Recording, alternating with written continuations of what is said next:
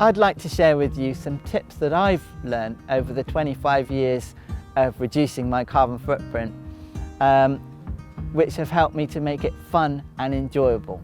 And one of those tips is cut the dull emissions and keep the fun emissions. So for example, with regard to transport, if I can cut down my daily commute by sharing a lift with a friend or going by public transport, that's cutting out dull emissions. And going on the bus or train, I can read really good novels. I've done that in the past. I once had a carpentry job and I was a 20-minute journey morning and evening, and I read over 6 months 2 really good novels that I wouldn't have had time to read otherwise.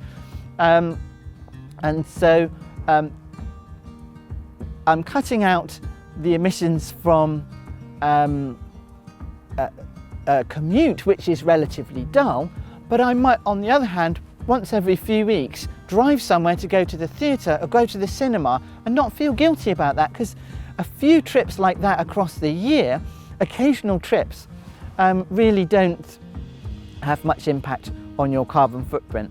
Another is that there's room for treats in a low carbon lifestyle, and we can all have papayas and mangoes and exotic fruit at Christmas or on our birthday, or 2 or 3 times a year will not have any effect on your annual carbon footprint, and we still get to enjoy the wonders of the world. But it's my daily shop, week in, week out, my approach to that really mounts up. So if I can largely buy seasonal, local, organic food in my daily shop, that will really cut my carbon footprint. Another thing is, remember that your carbon footprint, you don't need to share that information with anyone else. We don't tell people about our bank accounts and things like that, and there's no reason anyone else should know about your carbon footprint. And that way you can have a no guilt approach to saving CO2, so that you don't feel guilty. If you start off and you've got a much higher than average carbon footprint, that's probably just because you've done all the things that our society has encouraged you to do, which is earn money, become successful, buy a big house, buy a big car.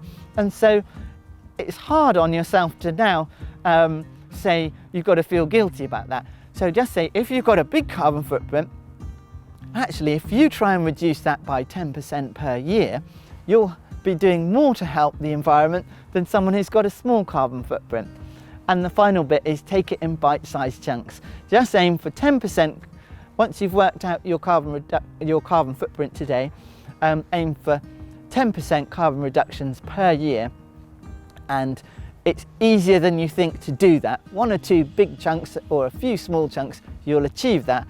And then you get the feel-good factor, and it's feeling good and improving your quality of life that makes living in harmony with the rest of nature really enjoyable and makes us feel really happy and better about our lives.